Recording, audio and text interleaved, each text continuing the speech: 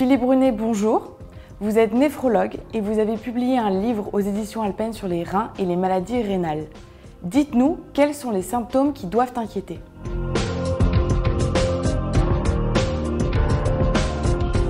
Alors les symptômes qui doivent inquiéter sur une éventuelle maladie rénale, ce sont quelques douleurs. Voilà, on peut avoir des douleurs en cas d'infection qui remonte de la vessie vers les reins, c'est ce qu'on appelle la pyélonéphrite.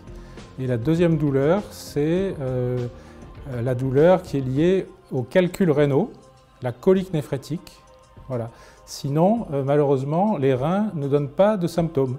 C'est des maladies rénales qui sont le plus souvent complètement indolores. Et le seul moyen de dépister les maladies rénales, c'est de faire des prises de sang. Quels sont les dangers si on ne se soigne pas? Alors le grand risque rénal, c'est l'insuffisance rénale chronique. Voilà, c'est une maladie qui est complètement silencieuse, qui peut évoluer pendant de longues années suite à une maladie rénale qui n'a pas été détectée. Et le seul moyen de détecter cette maladie rénale, c'est de faire un dosage sanguin, une prise de sang, pour doser une substance qui s'appelle la créatinine. Quelles peuvent être les complications? Alors les complications que nous craignons principalement, c'est l'insuffisance rénale chronique.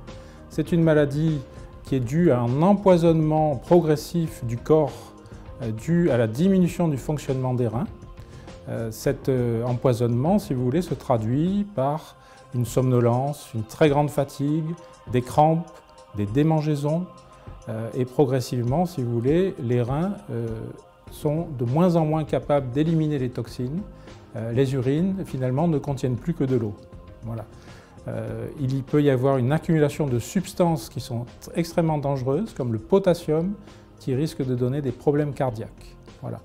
Vous pouvez retrouver l'ensemble de la liste des complications qu'on peut avoir dans l'insuffisance rénale dans le livre que j'ai publié aux éditions Alpen.